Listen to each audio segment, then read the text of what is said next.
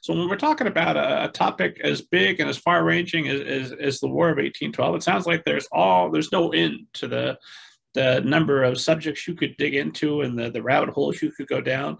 Why Dolley Madison? Oh gosh, Dolley Madison, because she really changed our country and she was such a force of good during the War of 1812 when there was such division. And Dolley was raised as a Quaker. And when she married Madison, she was kicked out of the Society of Friends. They decided they no longer wanted to be friends with Dolley after that. But she always had this, her upbringing of believing in the inner light in people. And I can imagine it was probably very challenging to find the inner light of some people, but she always was the one to turn the other cheek and be kind. And when I do talks with kids, I always say, can you guess what her superpower was? And, she could, send fire through her, fingers or whatever. And then I say, it's kindness. And her kindness was very disarming. So she would approach all of these Federalists who despised her husband and continually be kind. And she would have all these social events as a way to get people together, to get people to talk to each other, so that if they became friends and had some sense of cordial relationship, then they could actually have a non-heated discussion about policy initiatives. So when Dolley moved into the White House, it was basically empty. It was just a total disaster, really. There was no lawn, there was no gate, there was no steps, there was basically no furniture. The John and Abigail Adams only lived there for 4 months when they lived in the president's house. So they really hadn't bothered to decorate or anything. And then Jefferson moved in and he wanted to spend his money on getting a good roof and buying floor coverings and things for the kitchen. So he brought all his furniture from Monticello. And then when he left the presidency, he took it with him, understandably so. But Dolley was basically faced with this empty house that was in total disarray with, there was just paint drippings on the wall. It was just a total disaster. So Madison was an introvert, she was an extrovert, and he said, well, that's okay. Mr. Jefferson didn't really entertain, because Jefferson was another one who was an introvert. And Dolley said, oh, no, we are not, we are definitely entertaining. And she basically forced Speaker of the House Henry Clay to come in, and the people who controlled the purse strings, and shamed them of saying, the British are tossing us around like a cat with a dead mouse, and the French as well. And if we don't have a sense of grandeur, then we are not getting any respect from them, and we're not getting any respect for our people. So basically, she shamed them. She got $5,000, decorated the president's house, and then she started to advertise these parties in the newspaper. And they were called Mrs. Madison's Wednesday Nights, and they were from 3 to 5 in the afternoon. And they were such a hit that they would go until midnight. And the Federalists would come because basically they had nothing else to do, because Washington City had literally nothing there. There were these grand boulevards with no buildings on them. And then there were areas where there were buildings. So they called it streets. What's it? Streets with no buildings and buildings with no streets is what people would make fun of Washington City for. And so when Dolley and James first moved to Washington City, when Madison was Secretary of State for Jefferson, their address was 6 buildings, Washington City. That was it. I mean, because it was the one place where there were 6 buildings together. So what Dolley did by creating this beautiful place at the president's house for a place for people to congregate, that the Federalists showed up, because even they really had nowhere to live. They couldn't bring their families because there were no buildings. They lived in these dilapidated boarding houses put up by the Capitol, and they had roommates, and they would fight about politics. And the only way to get away from your roommate was to go to the outhouse. So the Federalists came to these Wednesday night gatherings, and they became so popular and so many people squeezed in, they became known as squeezes, and they didn't need to put the ad in the paper. And Dolley included the women, which was revolutionary back then. She included the ladies were invited, and the coachmen. So not only is Henry Clay invited, but his coachman is invited as well. So what she did was try to create this American identity that we all belong, that the president's house belongs to all of us. But she wanted a sense of grandeur, but she wanted to take the elitism and the exclusion away that a monarchy creates. So she would get all these people together and she would orchestrate with Madison. Well, who would you like to speak with tonight? Because Madison was 5'4", 100 pounds soaking wet, and he was not a looker. He was called once a shriveled Applejawn, and I don't know exactly what that means, but it wasn't a compliment. Doesn't sound flattering. Yes, not flattering at all. So he was very happy to be swept over in the corner, and he had one black suit, and then Dolley was, belle of the ball, and she would wear these, wonderful French gowns that, like what Queen Josephine was wearing, Empress Josephine, and these turbans on her head, and people would just flock to her like a rock star. But she would have this plan at the beginning of the night of who Madison wanted to talk to, and she would escort those people over to Madison, and he would get basically more work done at these parties than he did at his desk all day of having these power players together. And if she saw any hint of trouble or disagreement, she would just send cake and whiskey punch over to them, or go over and inquire about their grandchildren and smooth things over. So she really was the driving force of getting these the Republicans, no affiliation with the Republican Party today, but they were called the Republicans, and the Federalists actually talking together and instead of basically just arguing. So she was really a driving force that brought people together. And of course, during the burning of Washington City, she was one of the very last to leave and save the portrait of George Washington. And people absolutely loved her. Like the headlines, back when women's names were not even mentioned in a newspaper, her name was headlines. And it was, the spirit of a nation is roused by Dolley Madison. And I mean, she really is, if there's one person who really pulled us through the War of 1812, it was Dolley Madison. And not to discredit Mr. Madison, because he was phenomenal, but their star power together, they call them Washington's first power couple, was amazing. And because, as we know, as a president, you need to also have appeal. People need to like you, and people tend to support candidates who they like, even if their politics are different. And she was so likable across the board. And he was the workhorse, and he was the one getting everything done. So together they just made this formidable team. And it actually, what funny quote, and then I'll stop talking and let you talk. No, you're good. But the first time Madison ran for president, he ran against Charles Pinckney from South Carolina. When Charles Pinckney lost, he said, I lost to Mr. and Mrs. Madison. I would have stood a better chance had I run against Mr. Madison alone.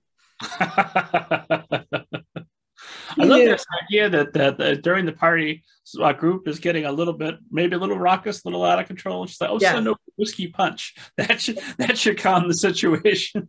Right. Yeah. And she would just, I heard your wife is sick, or that kind of thing. I mean, she would just walk around at these parties and she would try to put everyone at ease, and like every whether it was the coachman or a big political figure, she would walk around and introduce herself. And she had this parrot, Polly, this pet parrot. She would walk around with Polly on her shoulder, and Polly, who are listening instead of watching, Libby should put a parrot on her shoulder.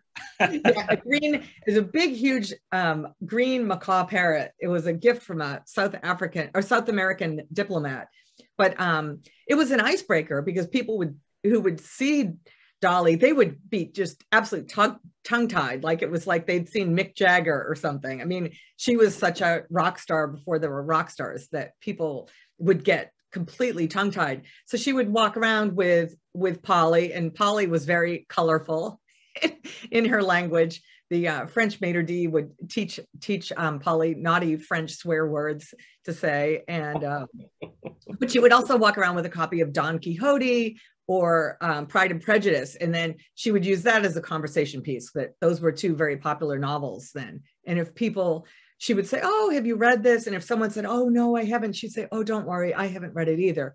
But if the person said they had read it, then she would discuss it with them because she had actually read the novels. But she always put herself in other people's shoes and always showed kindness to whoever it was. And part of it, I think, was her very humble upbringing, that she was, because she grew up poor, so she could relate to people of all, all different parts of society. And just everybody loved her. Everybody loved Dolley. And Henry Clay even said that to her at one point. He said, everyone loves Mrs. Madison. And, she kind of blushed. And she said, that's because Mrs. Madison loves everybody.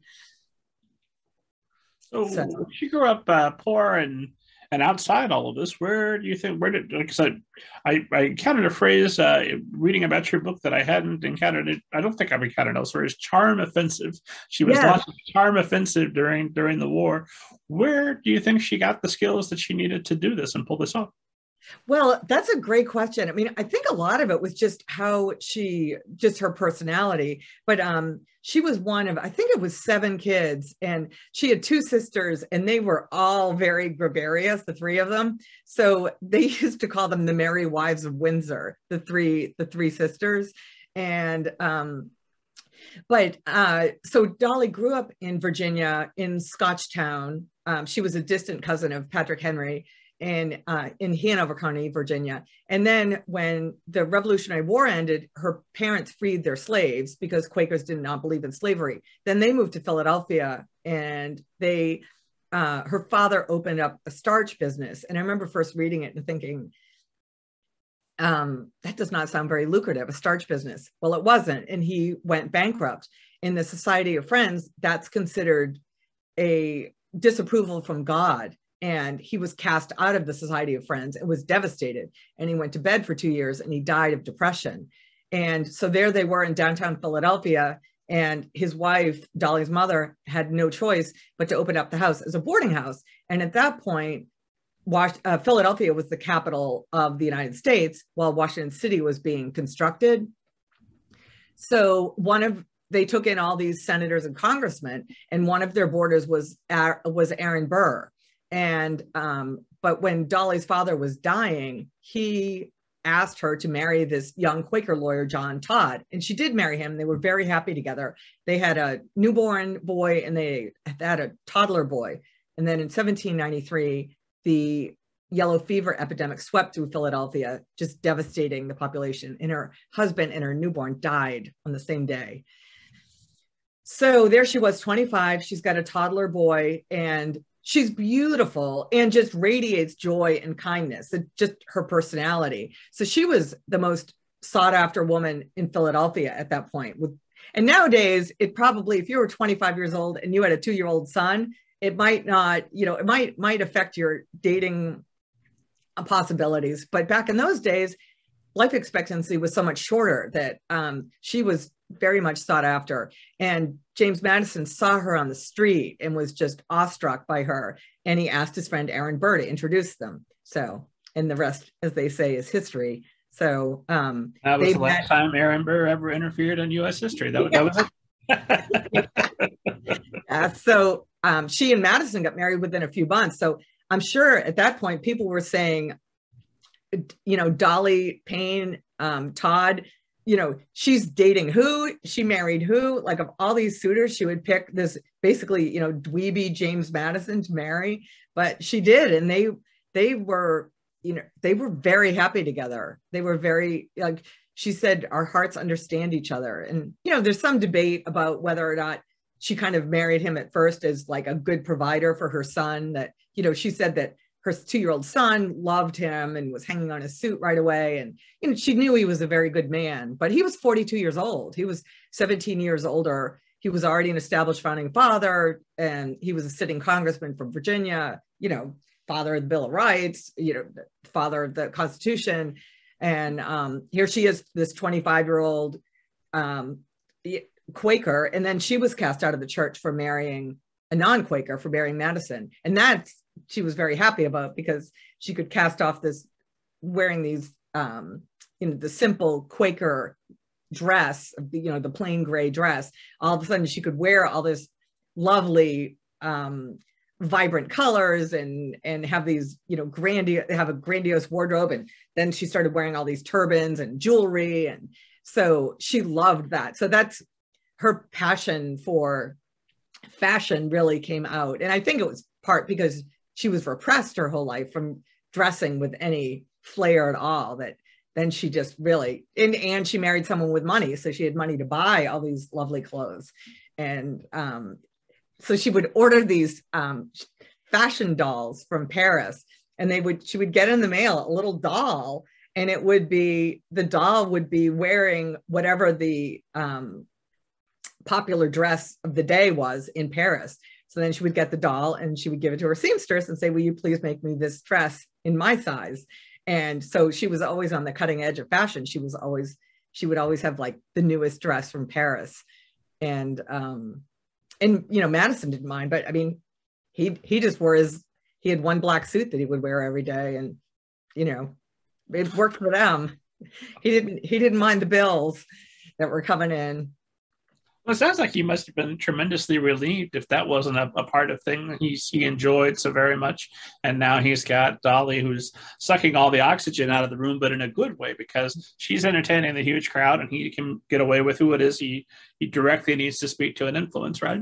Right. Yeah. Because I mean, he would rather sit home in front of a roaring fire with his Greek and Latin tomes. I mean, that, you know, he was a total introvert, but, you know, such a hard worker. I mean, he was so thorough. He would, you know, before he made a decision on anything, he'd read, you know, 20 treatises on it, and, you know, just very, very scholarly. He spoke 6 languages. He went to Princeton, and, but it was really neat of a marriage where you really have these two opposites coming together instead of picking at each other and saying, you know, Jemmy, why aren't you more social? And him saying, you know, why aren't you more academic? You know, that they appreciated the gifts that the other had to offer and work together as such a team. It was a really neat relationship. But people, you know, people would say a lot of nasty things about them, and like during the campaign of, you know, that she was actually having an affair with Thomas Jefferson, and that, you know, all kinds of kind of sexual commentary that, you know, they just chose to ignore because they never actually had children together. So I assume that Madison was always a very sickly person from birth. Like he never really expected to live into you know, way into adulthood. And basically what they think now is he had like epilepsy and he had all kinds of digestive problems. So, you know, so he was just this little scrawny guy, and she was, you know, 5'8", very voluptuous, very like Rubenesque, and, you know, towered over him really, but, they were good with it. And, yeah. See how badly our female politicians are treated in the press now. When we're talking back when they didn't even mention women in the paper, so I can't even imagine all the slander that must have been out there facing her. Yes, and probably people directly to her face there in her parties. I mean, I'm sure you don't want to be too rude if there's only 6 buildings and you don't want to get cast out. Where else? What other party are you going to go to? But I imagine there had to have been just tremendous rudeness directed right at her. Was there any truth to some of these rumors? Do you think that she did have suitors outside of Mr. Madison? No, I honestly, I don't think they're true at all. I think it was just, you know, people just being mean-spirited and you know, jealous. And there was a woman, Rosalie Calvert, and she had come over from Belgium during the Great Terror, and she actually lived in Maryland right over the line. And like she hated Jefferson. She called him Tommy Jeff, and then she called Dolley Queen Dalla Lala. So I mean, there's always going to be people that aren't going to like someone. All of us, you know, I've heard that 10% of people. There's 10% of people in the world that I'm not going to like right away. And there's 10% of people in the world who aren't going to like me right away. And that's just a given. But I think I'm above average on both. I know that I told that to a friend. She's like, do you think it's that low? Like, well, but Dolley was just very good at, like, if people were rude to her, she just kind of ignored it. And she would always take the high road, and she would just kind of keep on and keep on and keep on. And she would approach, especially these Federalist congressmen's wives, and she would call on them and she would invite them over to the president's house for these, what she called dove parties. And she'd serve, you know, sardine toast and these lovely bouillons and cakes and all of that. And she would just chip away at these people. And finally, they just couldn't resist her charm. And they would eventually become friends with her. And then she would be able to say, well, this is why my husband believes this. And she would try to explain it to the wives, hoping that the wives would go back and explain Madison's policy beliefs to their husbands. So she just would continually turn the other cheek when people were rude to her. And just amazing. But yeah, I can only imagine at these Wednesday night soirees that she had of people, and I incorporated that into the novel, of her overhearing people saying like horribly rude things about her and Madison, and her just choosing to ignore it. And you know, but it was kind of fun to imagine what was going on in her mind of like, you know, I'd love to slap this woman, and then she doesn't act on it. But you know, as a human, it's to open your house to these people, and then there they are bad mouthing your husband and talking about what a little, you know, grumpy sourpuss he is over in the corner. And you know, I just can't. Or people that her husband's done all these political favors for, or you know, congressmen's wives that she would call on the minute they moved to Washington City and didn't know anyone, and she would introduce them to everyone. And then the woman, you know, the wife would turn on her and be saying these nasty things behind her back. And I can't imagine how frustrating and hurtful it must have been for her. But she just kept on and was very effective. I mean, after she passed away, everything was Dolley Madison brand. I mean, Dolley Madison, you know, lumber, Dolley Madison shoes, Dolley Madison everything, because everybody loved Dolley. And like Dolley Madison cupcakes is the predecessor to Hostess cupcakes that we have today. It was originally called Dolley Madison cupcakes. Oh, really? Yeah, it's kind of, neat little trivia. But yeah, it's because she was so well liked across the political spectrum. Like her funeral was the largest in American history. The president closed the federal government that day, and the president gave the eulogy. So Zachary Taylor. Largest funeral, or just the largest funeral at the time? Yeah, the largest funeral at the time, up to that time. But, you know, they closed the federal government that day. And that's when the president in the eulogy, I always mess this up. If it's Polk or if it's Zachary Taylor, who was president, but he called her the first lady of the land. And that's where the term first lady came from, was used in reference to Dolley. So that's why on the book and the subtitle, I have it America's First Lady, because she's technically America's first lady, because the term was coined in her honor, even though she was not the first wife of a president. But you know, she, you know, people called her Queen Dolley. She was the first woman put on a stamp. She was she laid the first cornerstone of the Washington Monument. She, what else? She was the only private citizen given a seat in Congress. So when she would go to Congress, you know, in her old age, and if she was late, she would make them start all over again, and they would start all over again. And I mean, she just was a character. They called her friend of 11 presidents, because after Madison passed away, or when Madison left office, they went back to Montpelier, and 20 years later, Madison passed away. And then she moved to Washington City. She moved to Lafayette Square, and all of the presidents, before they were sworn in, had to go get her permission before they were sworn in. So everyone called it the Little White House. And she was called friend to 11 presidents, because she basically knew every president through her life, you know, from George Washington on. So one of her sisters married George Washington's nephew, but he passed away. And then that sister married a Supreme Court justice from Kentucky. And then her other sister was married to a congressman from Massachusetts. So they kind of all ended up in the whole, you know, political arena, because of, you know, dating all the way back to the boarding house, of meeting all these people. in Philadelphia when they were young. So yeah, so she and her sisters were very, very, very close. But alcoholism ran in their family, and basically, I think she had 3 brothers, and I think basically all 3 of them died of alcoholism. And her son, Payne, who lived up to his name truly, he was a Payne. He was 2-year-old. The newborn son died in 1793, and the 2-year-old survived Payne. And he was very spoiled. Dolley and James both spoiled him, coddled him, and he basically drove them into bankruptcy, financial ruin. She ended up having to sell Montpelier. Madison was paying these huge gambling bills and womanizing and drinking and you name it, buying artwork.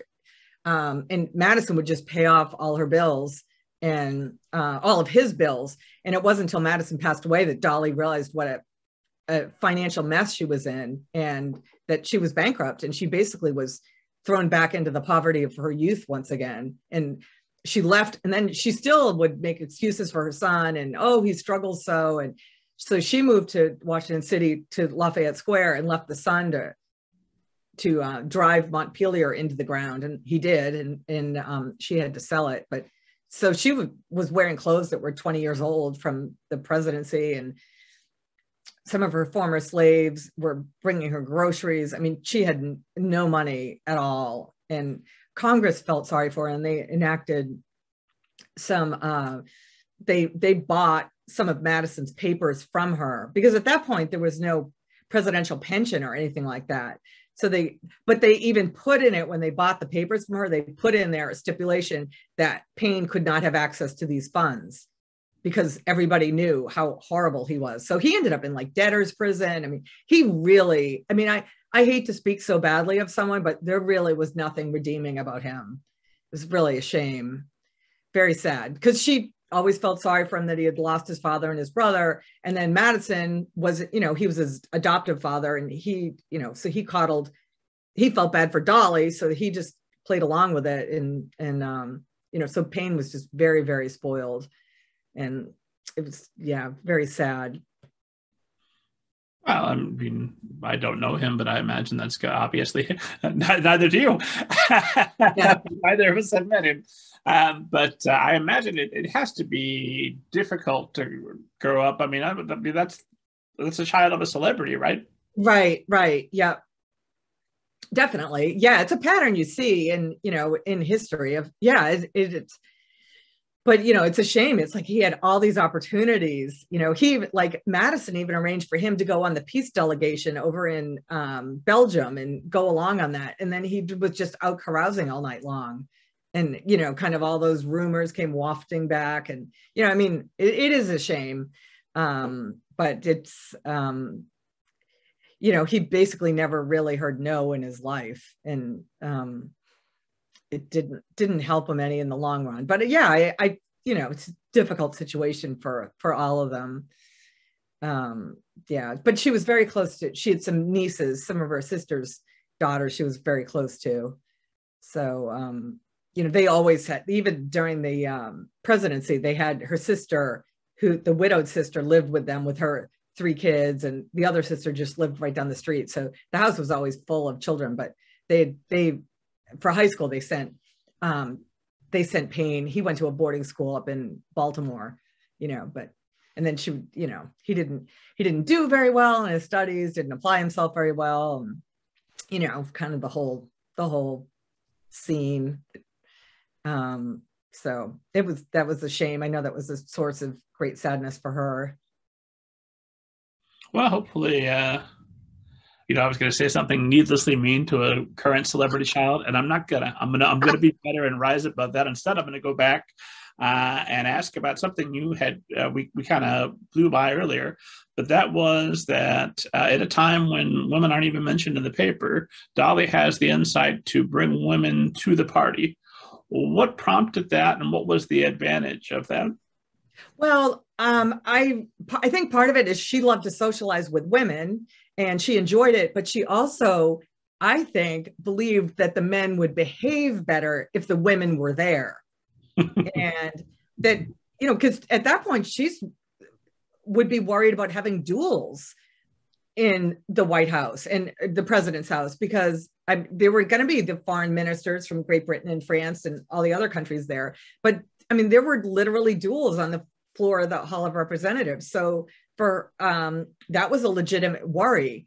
But also part of it was she really wanted to cultivate this national identity, and she really wanted people to feel like we're all Americans and we all own the president's house, and it belongs to all of us. So even with all her redecorating, she only redecorated the 3 front rooms that were on display for everyone. She didn't do her own bedroom. She didn't do any of the, you know, the back quarters at all. So she really was a visionary. She really was able to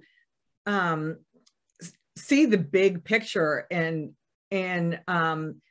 used, you know, all of her creative energy in creating this national identity. And like, she started the Easter roll that they still have at the White House. She started the formality of having the New Year's receptions at the White House. She started the having the band play Hail to the Chief when the president walks in the room, because people were making fun of Madison because he was so tiny. He wore this little like hat with a cockade on, his commander-in-chief hat, and you know, he's this tiny little guy, and people were making fun of him. And so she started, whenever they had a dinner party, she would have the band play Hail to the Chief when he walked in, trying to garner support for him as commander-in-chief.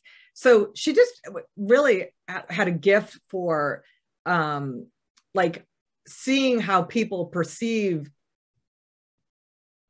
our sense of Americanness and what people need. And that was part of the reason she didn't want to leave Washington City, and she didn't want to leave the president's house when the British were coming in and everyone else is evacuating. And she was one of the very last to leave, because she knew how bad it would look that the president's wife was fleeing too, and that how horrible that would be for morale. And even staying even later of realizing that the portrait of President George Washington was still hanging on the wall, that I don't care if I even get caught, but we can't let that portrait get into the hands of the British and have them parading it through the streets of London. And that would be devastating for American morale. So she really just had such a good read on people and knew what would draw people together and what would motivate them. So, I mean, her timing in history is really amazing. That she came along really at the perfect time where, you know, like, you know, we had this country, but we didn't have any of the traditions. We didn't have any, we were so afraid of appearing like a monarchy that we were kind of going the other way. And then she said, okay, we can have nice things and not come across as a monarchy. Like, for example, she didn't wear diamonds. She stopped wearing diamonds in all of those, you know, fine stones, because she did not want to come across as a queen. She's the one who started wearing pearls. She's the one who made pearls what they are today. She started that whole style trend of wearing pearls, but it was kind of her way of you know, casting off these things that, because people did call her Queen Dolley, but that was not an image that she really wanted to cultivate. So there was a lot going on up there. I mean, she was really brilliant in her, you know, Madison was brilliant and she was brilliant in different ways that really complemented each other.